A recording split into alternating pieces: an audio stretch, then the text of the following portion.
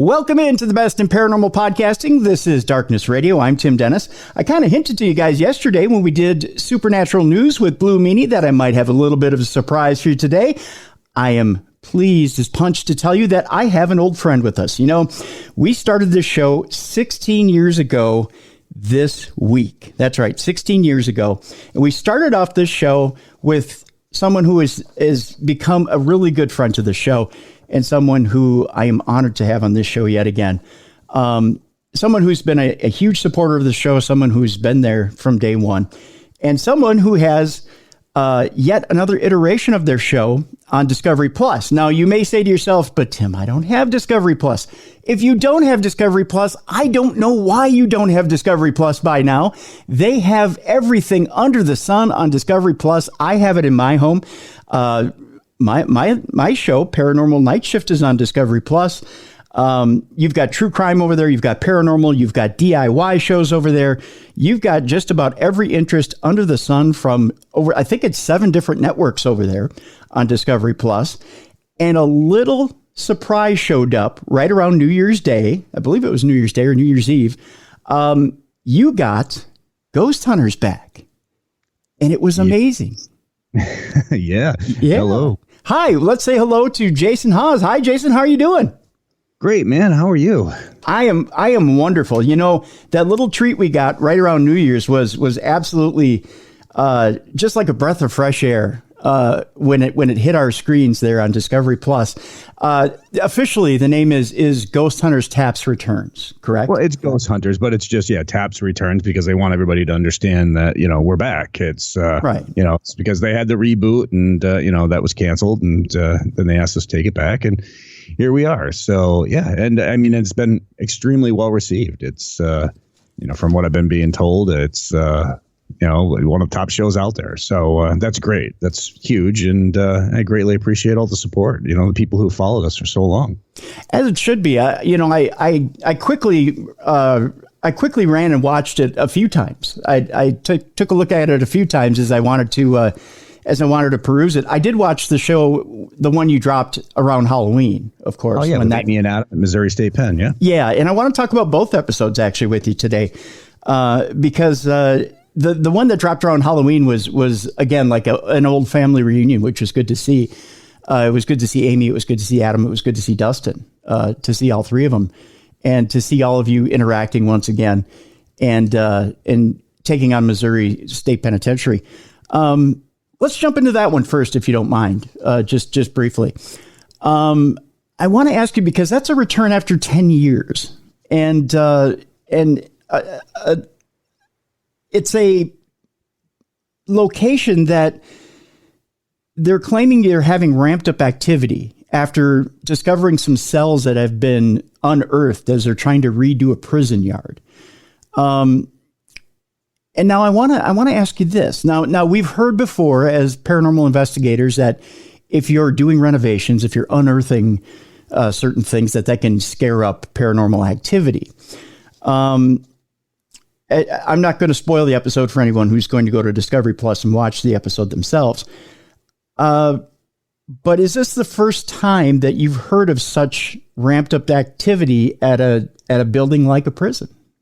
Well, no. And they've had activity throughout the whole time, right. But they just feel like some of it got a little more heated or more active after they found these cells, which, it's a common thing, especially when it comes to certain types of hauntings that, renovations and things of that nature, things tend to be more active at that point. But it was a great place to go back to. Again, yeah, you're right. We hadn't been there in 10 years, and we brought Amy, Adam, and Dustin with us. And it's all about, we all still work together. We're all still friends. And the whole thing was when I took not Taps, but when I took the show Ghost Hunters back, because I've always had Taps, mm-hmm.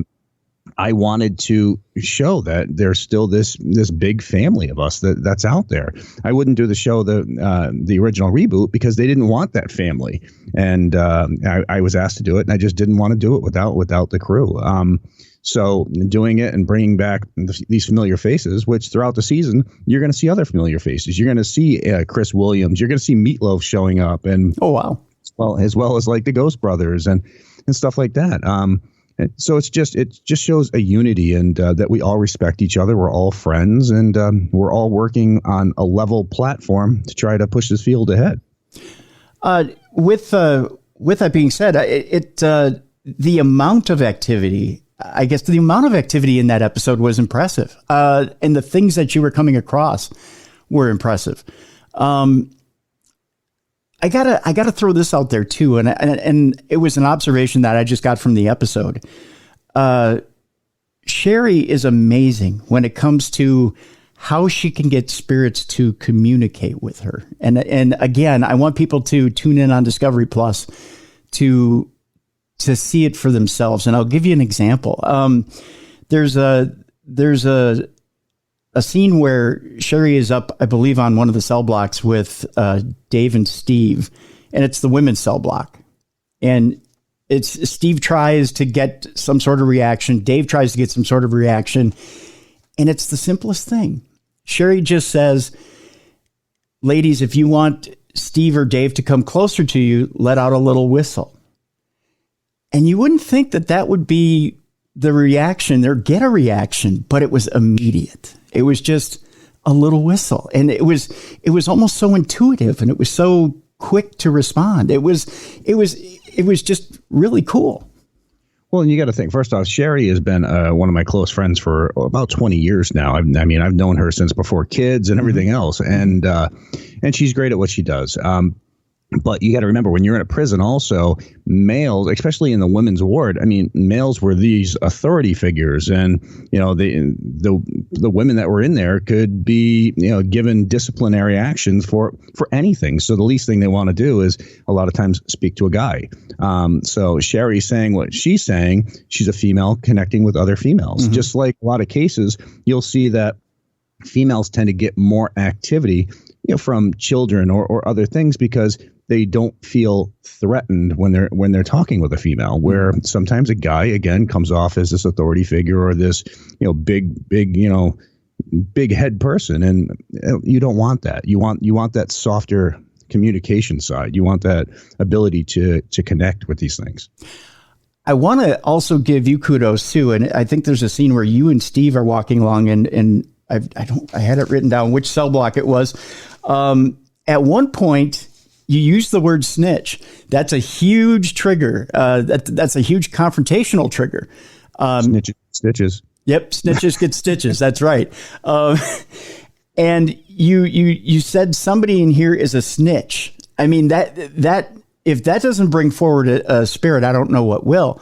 I know before when we've talked, provoking isn't a huge, if I remember right, provoking isn't a huge thing with you, but that's not really a provoke, is it? You were asking if someone in here was a snitch based on history. Am I correct?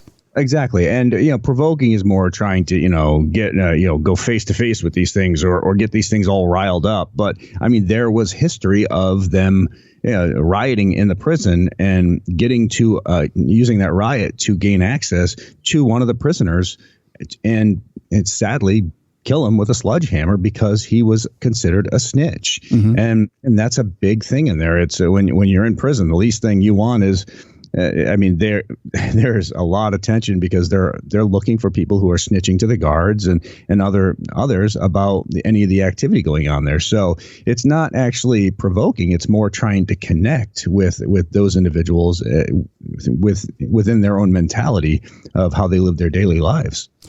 With a location like Missouri State Prison, is it, especially since you've been there before, 10 years before, is there anything that's really surprising to you? Was there anything that was surprising to you in this investigation?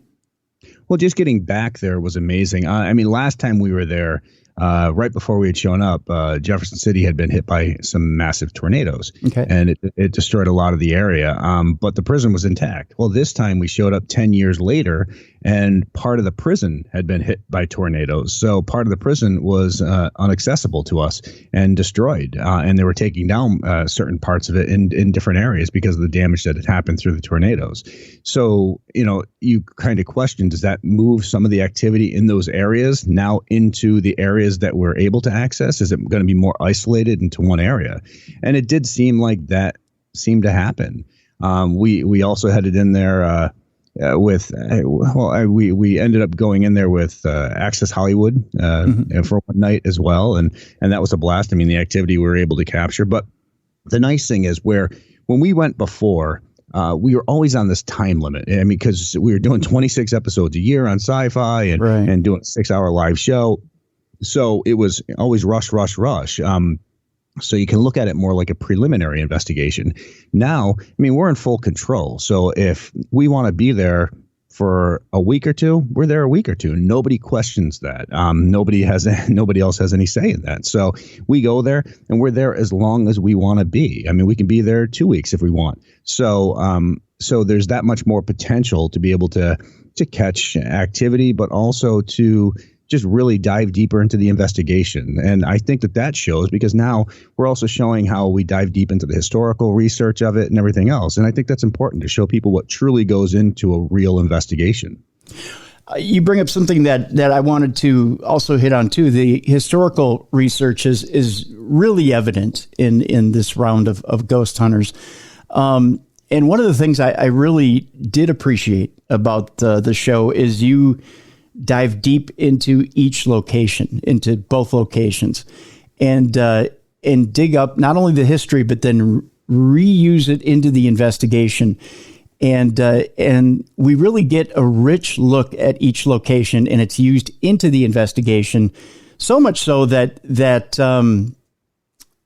again, I don't want to give too much away about the episodes, but they're used within the episode and into the investigation in ways that you wouldn't expect it to be used. And we'll get to that when we get to talking about Joliet Prison.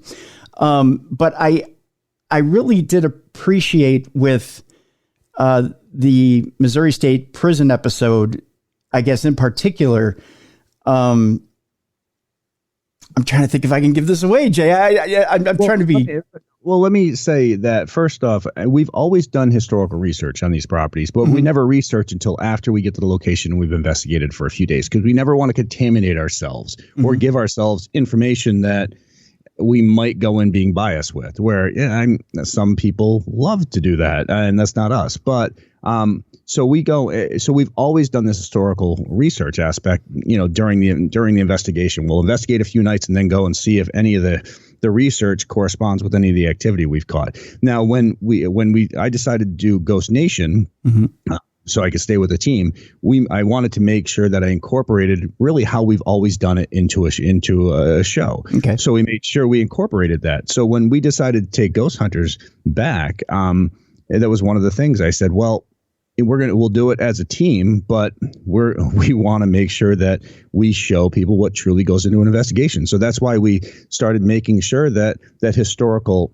research aspect is a part of the show, because that's what we've always done. But we felt like in the first so many seasons of Ghost Hunters, we didn't have that capability to show that because we were always within a time restraint. So it's nice being able to do that now. I think it really adds to the show, and it adds to the investigation.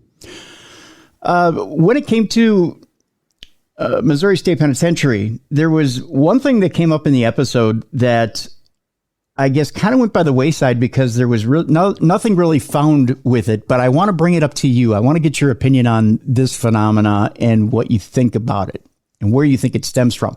That has to do with doppelgangers. And I think we can safely go into that territory and kind of flesh that out a little bit. The head of the prison there, or the head of the tour guides there, was concerned about the safety of, I think that's who you were talking to, who had said he had a doppelganger made of himself, or had been going around. People seen something that looked just like him. Yeah, just like him. And he was worried that maybe that activity had been reached out, or it had expanded out, or he was worried that it could potentially happen. When it comes to doppelgangers, Jay, is that something that you believe is more commonplace? Is this a kind of a minimal phenomenon? Is this something that people don't see very often? Well, doppelgangers, I think, are an extreme rarity. I mean, they've been talked about for forever, if you think about it. I mean, even though there's old writings that the Romans talked about, they'd call them watchers of the woods, where they'd get a knock on their door, they'd open the door, they'd see themselves looking at themselves.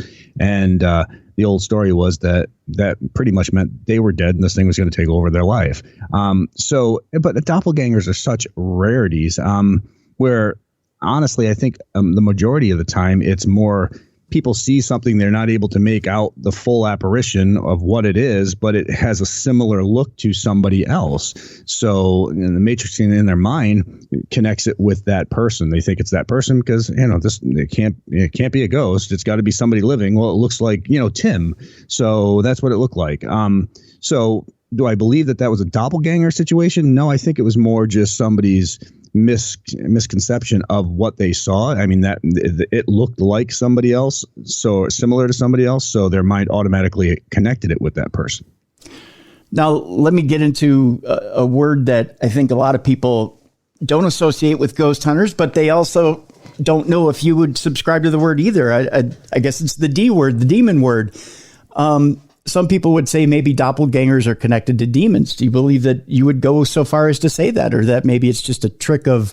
I don't connect the two. And I've never, where we do cases for religious organizations, we get sent in by churches to write up reports on so-called possessions and demonic type hauntings. 99.9% of those have nothing to do with the paranormal. But I don't look at it like, demons and devils from hell and all that. I believe that there's human and inhuman spirits. Inhuman spirits are just things that have never walked the earth in human form. So technically, if there's a ghost of a deer, that would be an inhuman spirit. It's not human. Right. But also angelics and things like that would fall within that realm. So I believe that there's things that have malicious intent towards people. I don't sit there and think that they're, these things from hell that are being sent here to possess and take over people. I don't look at it as this big battle between heaven and hell. And now I was raised Roman Catholic. I grew up in a Catholic family. I believe in a higher power and things of that nature, but it's just, I don't really prescribe to that whole heaven and hell mentality. So when you come across it, now you've done 2 episodes in prisons, where do you see these earthbound spirits and what's happened to these earthbound spirits, especially in these prisons that are seemingly stuck in an eternal hell here on earth? Where do you think they rank? I spent most of my life trying to stay out of prison. And I can't find myself in prison. It's crazy. No, right. But honestly, when it comes down to that, a lot of times I believe human spirits stay there because it's the only home that they've known for so long, let alone their families are gone. They don't know where their families are, if their families are even still alive. I mean, they've moved on and so forth. So these things stay where it's familiar to them, the home that they've always known. I mean, people might think, well, if I get out of prison, I'm staying the hell away from prison. Yeah, but you got to remember, if they spent enough time in prison, it's the only world that they've known. It's the only place that they've known, and it becomes familiar to them. So they tend to stay there. Brings up another interesting question, because even in the Missouri State Penitentiary episode, and even in the Joliet prison episode, there's instances where keys are used as trigger objects. Amy and Adam at one time have keys. I've got the keys. Come and get them. We'll come to you. We'll give you the keys. And it seems like the prisoners want the keys. Yet, and there's another one where you open a door and say, I think I might have let a guy out.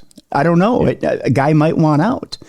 But let me ask you this. You let a guy out. It's not like you're letting him to the light, what could be the light to I'm not helping him pass on. No. Exactly. You're not letting him pass on. So I guess my question would be, you let him out, but then what? I mean, as you put it, they're comfortable there. They're home. Do you think at that moment they're let out? Well, no, I think that, me opening that took away any restrictions that he might have felt. You got to remember, when that door is closed, they might feel trapped, but at some point it becomes a security thing for them as well. They might feel trapped, but at some point they feel safe. Like nobody can get into them either. So, you open the door. I mean, now he can go wherever. So is it a positive thing? Well, it might be from me looking at it thinking, well, now you're not stuck in there anymore. But it could also be a thing where he's thinking, well, now anybody can come into my cell. So, now anybody can come in and go through my stuff and bother me and so forth. So he might not feel safe at that point. The whole idea of the keys, the trigger object, you got to remember that sound of keys is something that those prisoners would hear all the time. And of course, that becomes that key is so special because that gains them access to anything and anywhere and allows them in and out of places that they wouldn't really be allowed in and out of. So the whole idea of them getting their hands on those keys would be priceless to them because then they could go anywhere. It's they're not restricted. It's like opening up a whole new world for them. True. Very true. I want to ask you a question about a trigger object that Adam and Amy used, and I found it interesting and somewhat dangerous. And I want to get your opinion on it. There's a point, again, after they used the keys, they took a board of shanks and shivs and they put it out in front of the cells. And they stated, normally you wouldn't have access to this. Normally this wouldn't be something that you would be allowed to touch, but, here it is. Go ahead and pick one. First of all, I found it incredibly brave because, you never know what is there in the cell block. Second, I found it an interesting way of getting something to come forward because there's contraband. There's the opposite of cigarettes or alcohol or something from the commissary. Instead of positive reinforcement, it's negative reinforcement. Can I just get your thoughts real quick as to what you thought of that? Well, when it comes down to shanks were their main protection to be able to protect themselves and make others leave them alone, knowing that somebody had a shank. Is it something I would do? No, but I think that's always what sets us I think that's what helps push the field forward is people do things their own style, whether I agree with it or not. I'm never going to stop somebody from doing something the way that they would do it. Sure. Them doing things like that is their style, their method. They wanted to try something out, and I support that 100%. Where I'm the kind of guy who I'm like, well, here's some cigarettes, here's this thing of alcohol, trying to entice them with something like that. To each their own. I wouldn't do it with shanks. It's I think it could be slightly dangerous, but I don't look at the fact that one of these things are going to pick up a shank and impale me with it. So I'm not concerned about that aspect of it. Have you run into in an area with intense negative energy, like a prison? Have you run into something where something may move on its own, like like a shank or a key or something to that effect, and move itself? Well, more things like doors opening and closing on their own and things like that. I think it's tough. See, a door is always the same location. It's the same place. It's, it might not actually be something moving. It might be more of a residual sound. Where a shank, attached to a board, you're moving this around. So you'd have to intentionally hope that some sort of a human spirit was able to manipulate the object and grab it to move it. Where in return, a door and stuff, they're stationary. They've always been in the same place. So you're able to document, I think, a little more with that because it's the same place, same thing. It's going to be either easier to move or also more of a residual sound that you'll be able to hear. Okay. The centennial cells that they dug up, obviously when you take a look at them, to me, it looks like they were solitary confinement. They didn't so much as, they said that they probably were, but didn't so much as say they were. They did hint that there was... If you had two people in those cells, it would have been miserable because let me tell you, you could barely move in there just standing up. Right. And then they, at one point, the man who was giving you the tour kind of put his back to the door, and you could tell that one person barely fit in them. Yeah. He did document that there was one killing. There was a prisoner who had killed a guard with some sort of a... it was like a knife-like object, right?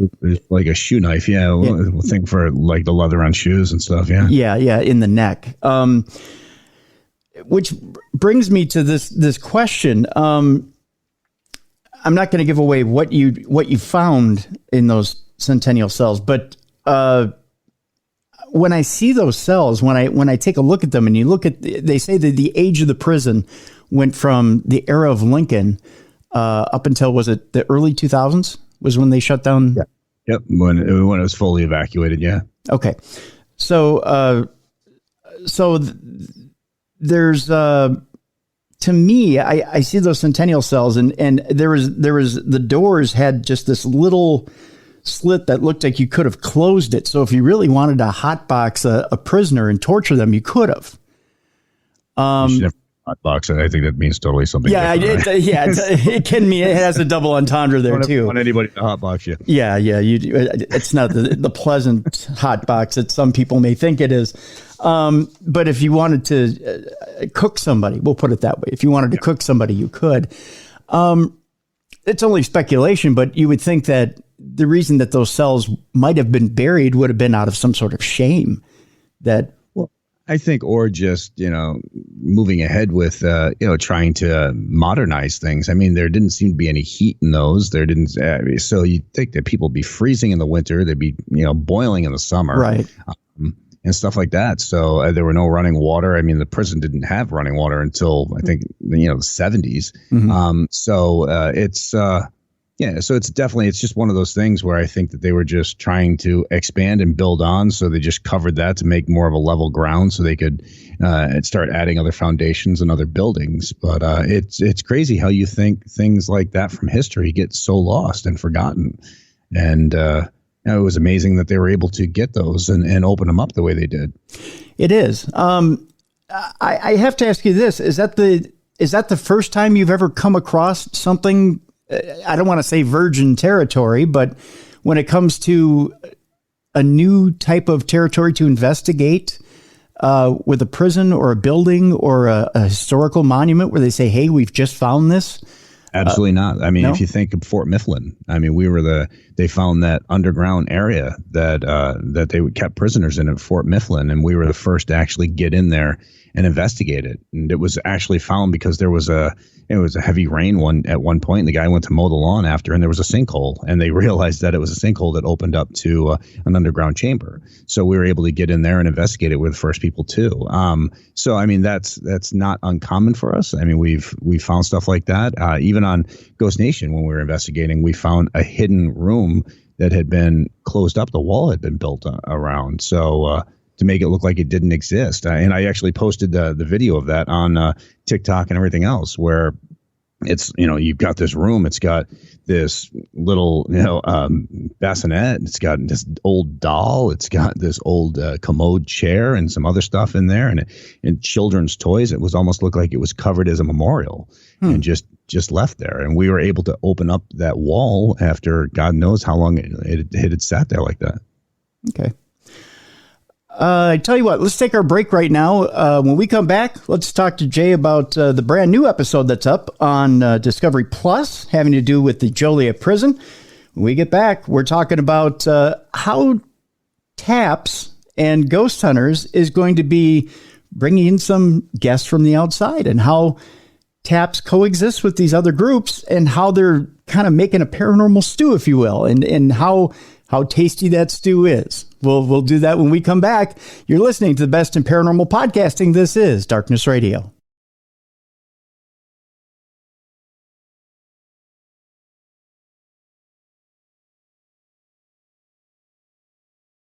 Welcome back to the best in paranormal podcasting. This is Darkness Radio. Our guest today is the founder of TAPS, founder of Ghost Hunters, Jason Hawes. I almost just called you Jay Hawes, just out of comfortableness. I'm sorry, Jason. Don't for so long. It's fine. I know. This is kind of an anniversary edition, if you will, of Darkness Radio. It was 16 years ago this week that Darkness Radio launched. We were talking before the show, Jason. You've been in this game since 2004. Well, the TV show, TV. As far as entertainment, yeah. Since 1990. So yeah. Yeah. You've been investigating a lot longer. Yeah. An old person now. Here's the thing. Okay, so you look better than ever. You're cut. You look amazing. I think I'm actually a year or two older. I might be a year or two older than you are. I think I saw from looking at your social media. I'm broken down. I got half a foot on one leg. I think I've been close to death 3 times since we've known each other. What's your secret? First of all, I got to know how you look so good and are so fit. Well, honestly, I grew up, I fought in tournaments, martial art tournaments. I grew up in a family of boxers and stuff like that. And I used to run road races. I did all that. And then for many years, I stopped that. And I ended up at one point, I think on Ghost Hunters, the early years, I got up to 250 something pounds. And now I weigh somewhere in the vicinity of like 180 to 190. I work out daily and I try to keep up with my 3 sons. I've got 6 kids, my 3 boys who graduate this year, who were actually 4 days old when I started filming Ghost Hunters. Wow. They're football players, they're state championship wrestlers. So constantly just trying to keep up with them and just stay healthy. And I think that's what it's about. I feel great. I really do. And, it's, like I said, it's just about trying to stay healthy and feel good about myself. I guess so. You're doing an amazing job at it, my friend. I know I've been doing what I can with the bed exercises with DDP yoga. It's no secret. I've talked about the Charcot foot and stuff like that in the past, and we won't go on and on about that. But yeah, once you start to lose your health, it's hard to get it back. That's for sure. I mean, we can hang out, Tim. You can start lifting with me. Here you go. Ready? That's okay. Holy cow! Look at that. I mean, people can't see that you and I are on camera right now, but wow. Wow. I'd say they might think that's something dirty that we're talking about, Tim. No, I know. I know. That's for Tim. There we go. Look at that muscle. Holy smokes. Look at this. This is just droopy. And people won't know what we're talking about when I say that either. So you're awesome though, man. It's it went droopy. Yeah. We can move on from that. Old Joliet Prison is the second episode that's up right now, and it was a tasty little New Year's treat that showed up on Discovery Plus. And again, if you don't have Discovery Plus by now, I don't know why you folks are waiting. It's $5 a month for the basic. I think it's, what is it, $7? $7? Yeah, for $5 for ad free. You have light commercials, and then for $6.99, I think it's no commercials. I mean, I have Discovery Plus. I stream everything, and for those who just want to try it out, I posted a code on New Year's Day on my Facebook page where you can go and get a free month. You can get a free month, so go check it out. I think you'll like it. And I mean, I love Discovery Plus for the fact that it's got all the content I watch. I mean, I'm big into the investigation shows and the crime shows and the paranormal. If you think about it, you can watch, crime and murder and everything else, and then the very people who are investigating those. So it covers the whole gambit. So that's true. Not only that, but you got your DIY shows. You've got. I love. Oh, I know, the DIY stuff is amazing. And I'm a big woodworker and everything else, and so I mean, I love watching those shows. Yeah, and you've got the swap shows and all the stuff you've got on there. You've even got pretty soon you may see me on my 600-pound life show or whatever, so one of those shows. Jay, I don't eat that much anymore. Back when in the early days when you and I knew each other, I could put down about 3 large pizzas. Now I put down about 3 slices. So, but you'll never see me on the 600-pound life show. I guarantee you that. But you've got lots of great shows on Discovery Plus. But by all means, check out Ghost Hunters Taps Returns, because that second episode is up right now, Joliet Prison, and this episode is really, really good. And I should add, one of the things that you've added to this iteration of Ghost Hunters that I think a lot of fans have been waiting for, that they will love, and I've even seen on social media, Jay, the music has been lowered in the episode. Yep. And that was a big thing people had asked about. And when I was doing Ghost Nation, that was one thing because I read the comments, and the people are the ones, the fans are the ones who make the show a success. And that was one of the biggest complaints. So I made sure, like on Ghost Nation, we lowered it down to pretty much nothing.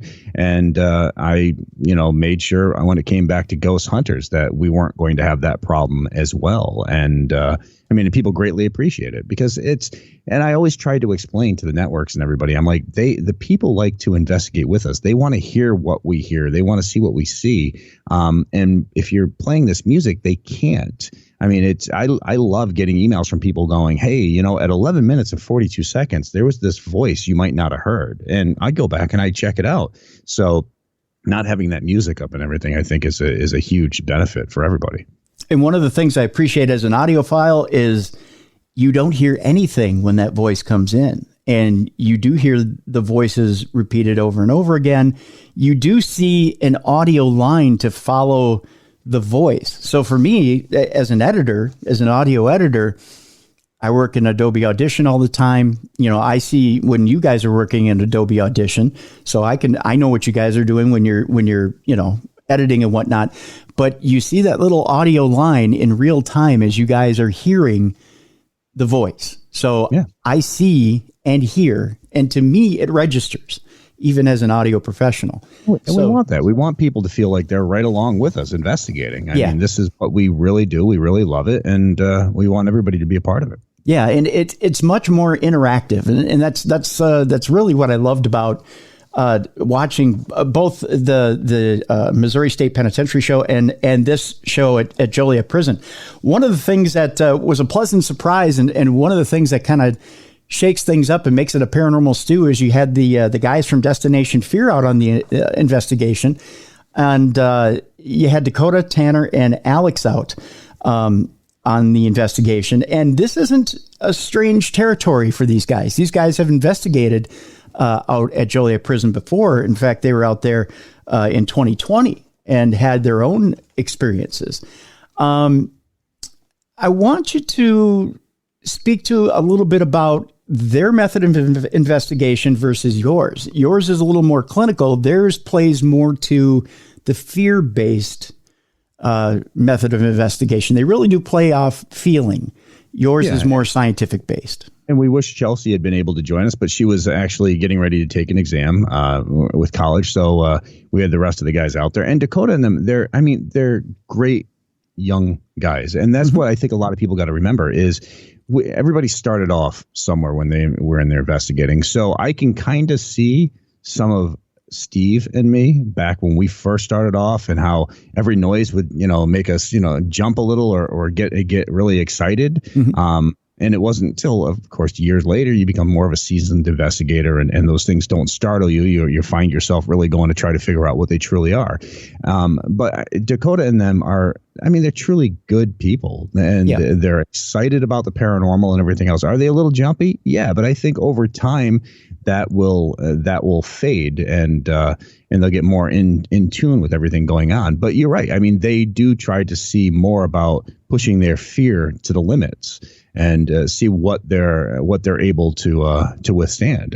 At some point, I got to get on Destination Fear because these guys, they get spooked. You're just going to see me laying on the floor, just sleeping away when something's happening, just because it's how I am. It's how I've always been. But those guys are welcome to come and hang out with us anytime. And we've been actually at a couple events together as well recently, and I got to hang out with their mom and dad and stuff. And they're just wonderful people. They truly are sincere and wonderful people. Oh, absolutely.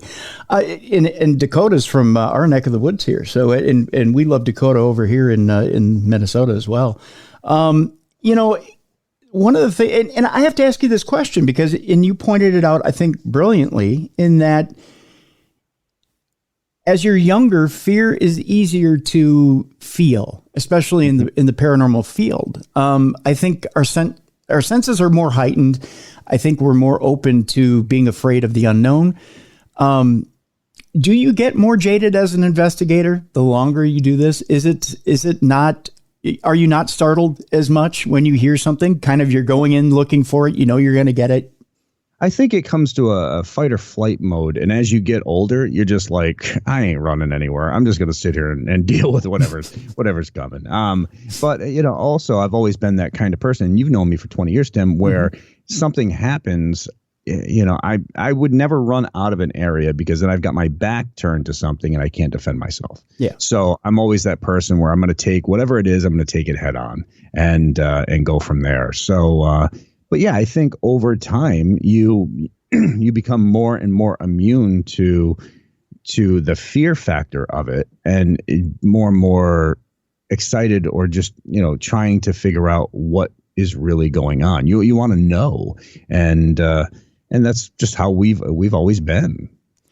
I guess I wonder to myself as I watch Destination Fear, because I do watch Destination Fear and I enjoy the program a lot. But I wonder in their career as they go further and further into seasons, and I believe they're looking at season 4 now, or upcoming if they shoot another season.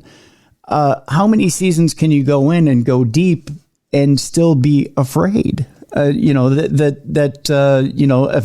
you have to develop that scab or that scar to all things unknown, And that's true. That's true. And I'm not sure. I mean, we'll have to see how they progress. But like I said, I think they're great guys. They're great younger kids. And, it'd also be interesting to see how they convert from where they're going into full-fledged seasoned investigators and try to help push the field forward.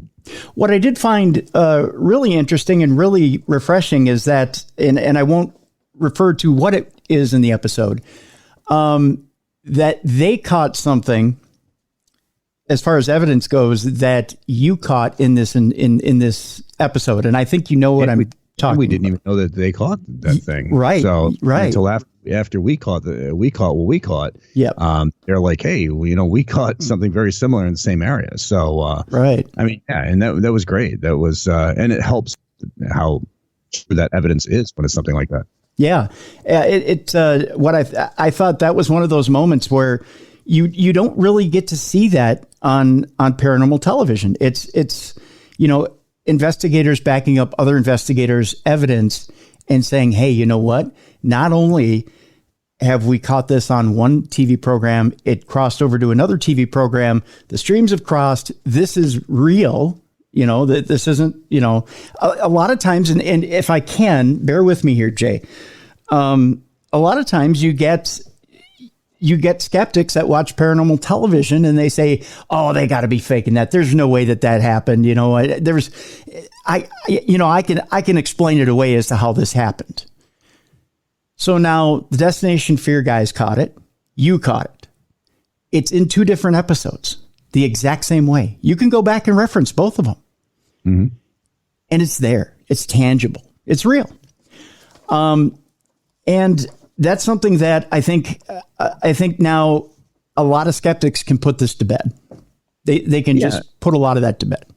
And you're always going to have some skeptics that no matter what, they're going to assume that it's fake or they can disprove it or whatever else. So, but I mean, you also got some wonderful guys out there. Like one of my good friends is Kenny Biddle, and I think you know who Kenny is. And I mean, Kenny is a paranormal investigator, but he's a skeptic and he's always looking for the real answer.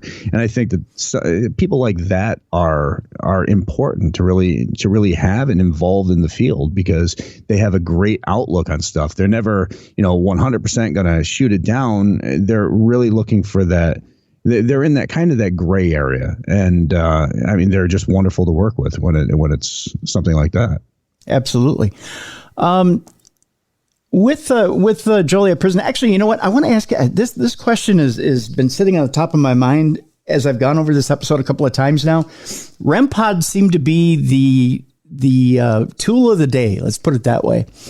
Talk to me a little bit about the positives and the negatives of using REM pods. I know that they're quite popular and they've been featured on quite a few shows. What is it that you like about the REM pod? Well, the REM pods, I think you can look at them 2 different ways. They're not my favorite piece of equipment, but I like setting them up in an area where I can put one and then another further away and then another further away. Because a lot of times you're able to, if something's coming through, you're able to see that one kick on.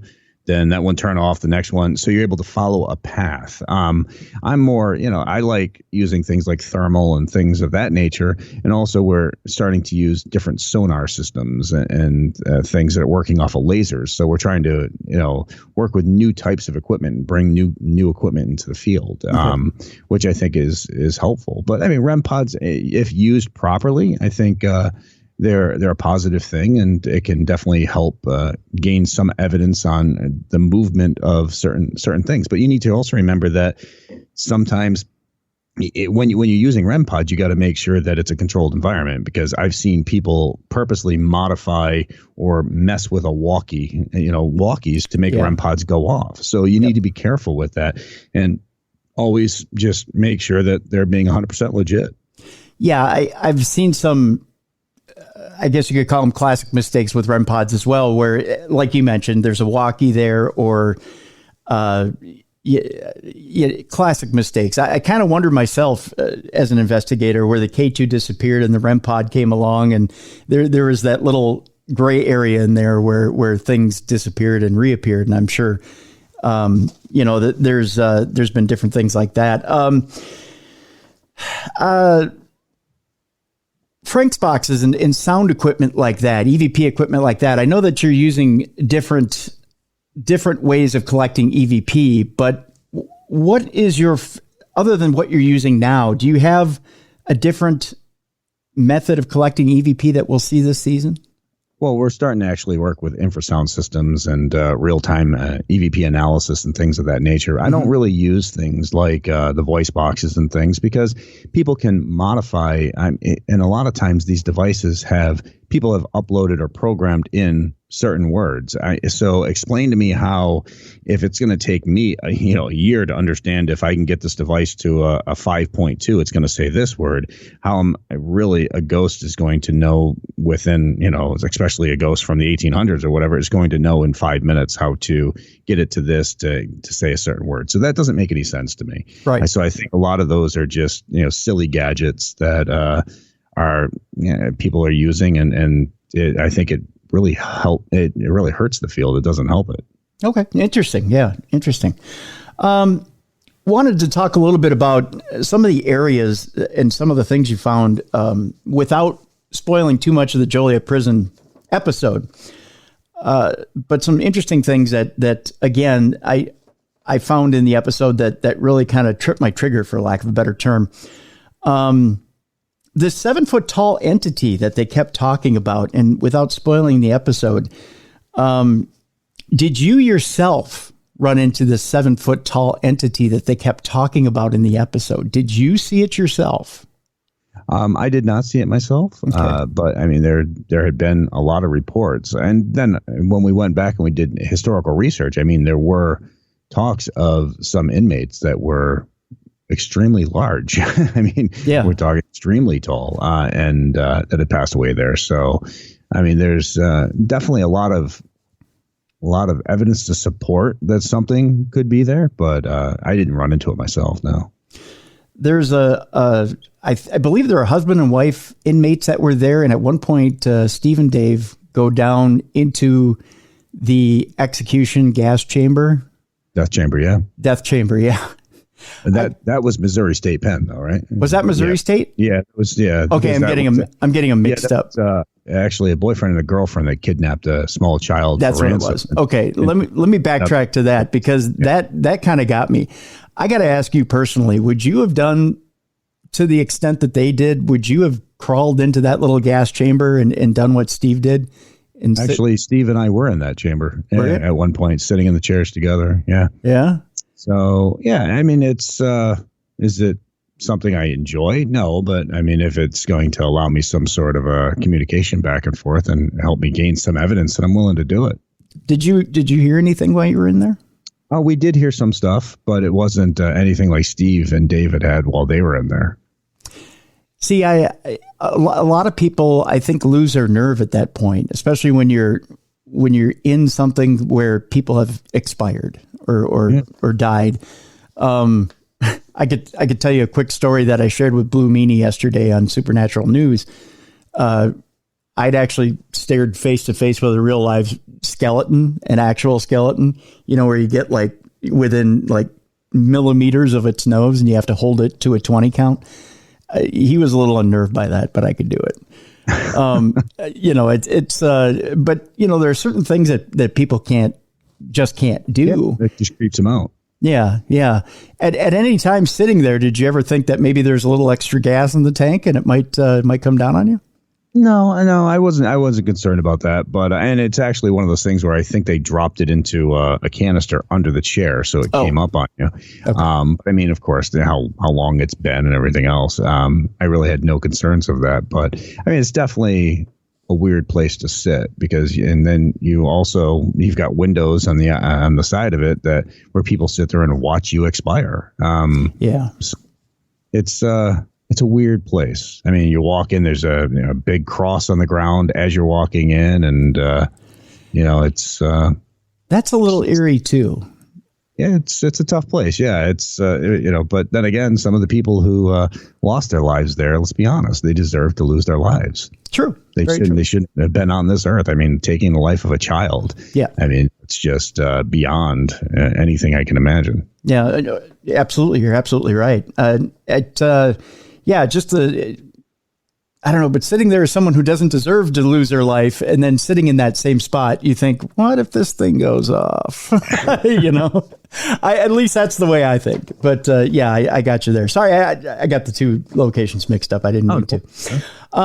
When it comes to Joliet Prison, I know there had been a lot of shadow people that have been seen there.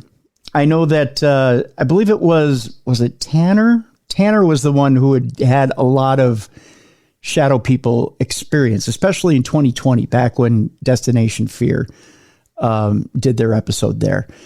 As far as you're concerned, did you have any shadow people experiences? Oh, yeah, we saw some shit. We saw a bunch of shadow things happening. Things seemed to be going from cell to cell and everything else, especially when we were walking around with the Access Hollywood people. Because we only had one person with us. And I mean, you definitely see it. And you wonder, is it a play on with your eyes? It's a play on light. But honestly, no, it just seemed like we kept on seeing these things walking from cell to cell, going back and forth and things like that. So, I mean, it's kind of unnerving. I'm going to ask you kind of a weird question because people have their theories as far as what shadow people are. In this case, do you believe the shadow people were inmates? Yeah, and I look at shadow figures differently. Some people sit there and think shadow figures automatically, they assume these negative type entities. I've never felt that. I've always believed that these shadow figures are, for whatever reason, either intelligent haunts or residual haunts that aren't fully able to manifest, that aren't fully able to, you're not fully able to see them. So, for whatever reason. So, so that's the way I've always looked at it. I've never been concerned about shadow entities or fearful of them. What do you take of people's reports that they say they've had harmful run-ins with shadow people, that they've been attacked or scratched or had physical harm done to them by shadow people? Well, I think if somebody's a miserable person alive, they can be a miserable person after death. So if they want to scratch you or something like that, then they can. But I'm not going to assume that makes it a negative type entity. It just might be a malicious human spirit. Okay. Old Joliet Prison is built on limestone, which I know you and I have been to the Stanley Hotel. Which underneath the Stanley, that's built on limestone. Limestone seems to be a rock, a mineral that seems to be quite conducive to spirit activity. Are you finding that the more places you go to that are built on limestone, the heavier the activity is? Well, and we've always found that. That's something that we've pushed for a long, long time, is these places that are, and don't get me wrong, there's so many places are limestone because it's in such abundance, but it definitely seems to be a common factor when you find a place that has real activity going on. So is it fueling it? Is it helping to energize it? The possibility is there, but it definitely seems to be a common factor when it comes to a place that has real activity happening. Do you, not to prolong the point, but do you, when you hear that, when you automatically hear limestone, do you assume it's a battery. You're probably going to run into something. I don't assume that at all because I'm going and believing over 80% it can be disproved. So we're looking for the real explanation. So we're going in taking the claims as a grain of salt, and then just really looking to see what we truly believe is going on. Okay. Now let me ask you this. Now, okay, so you've had the destination. I almost said destination truth people, destination fear people. I'm going to talk about crossovers here. You mentioned Meatloaf. Now Meatloaf is going to appear on this season? Yep. Yeah, we did a case out in Tennessee, and he's living in Tennessee, and he kept on asking me about, coming and investigating again. So, we've got him on a case that'll be coming up soon. And you've got some other crossovers coming up this season as well. So you've got the Ghost Brothers coming up as well?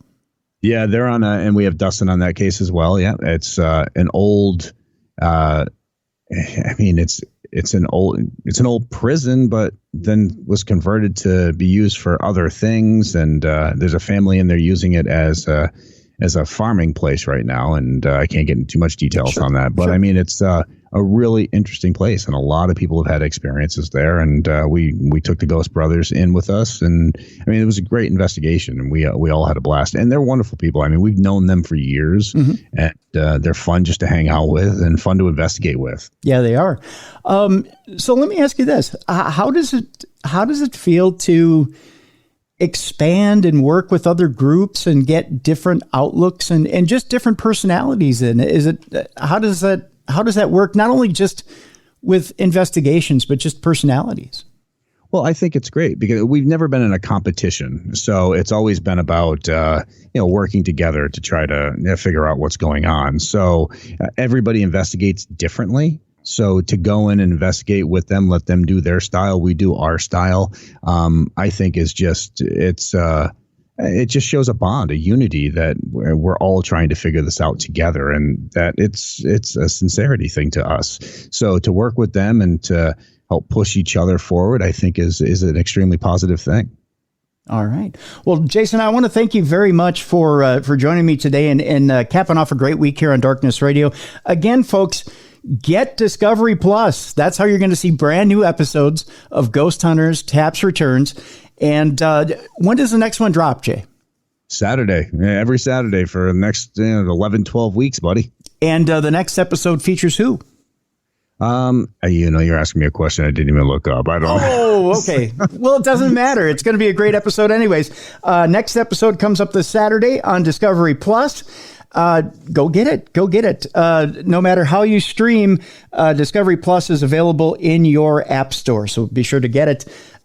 You can get the the package with ads for as little as $5 a month. For $6.99, you can get the ad-free version. You can see me, Paranormal Night Shift. I add my opinion in there, or Ghost Hunters, Taps Returns. Well, I think about it like this, man. I mean, if you go to get DVDs, you're going to spend hundreds of dollars on DVDs. That's right. I mean, it's like this. For $5.99. I mean, you don't have to load a DVD in and hit play and go to that place. I mean, it's always there. You watch it on your phone, your iPad, anything. That's right. Exactly. And you get the first run episodes. You're the first to see it, first to talk about it with your friends, and you get to watch it over and over and over again. That's the best thing about it. Jason, thank you very much, my friend, for joining me today. I had a great time and I appreciate it. Thank you, bro. It's always a pleasure hanging out with you, and look forward to hanging out again. Absolutely. Thank you very much, Jason. Thank you very much, folks, for tuning in this week to Darkness Radio. We'll have more great stuff on hand for you next week on the Best in Paranormal Podcasting. This is Darkness Radio.